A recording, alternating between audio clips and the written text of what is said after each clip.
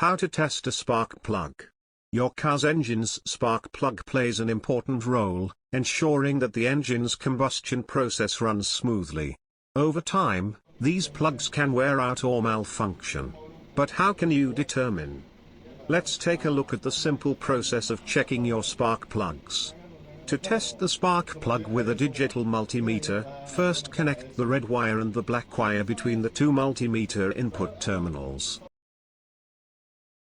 Digital multimeter set the rotary switch to ohm position.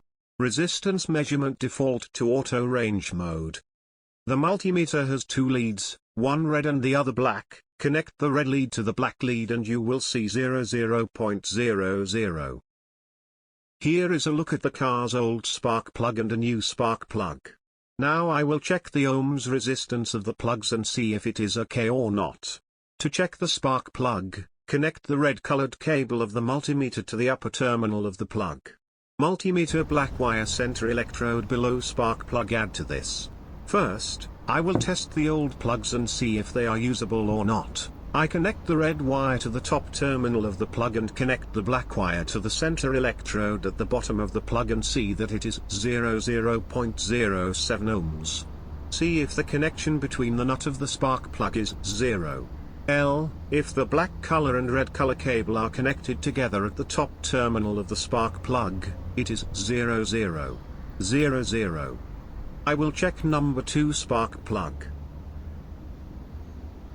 See number 2 spark plug ohm resistance 9K.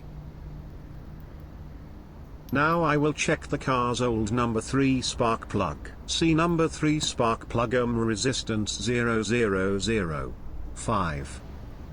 Now I will check the car's old number 4 spark plug. See number 4 spark plug ohm resistance 03.86.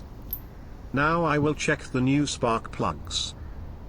New spark plug ohm resistance is 6.67. Check spark plug condition OK.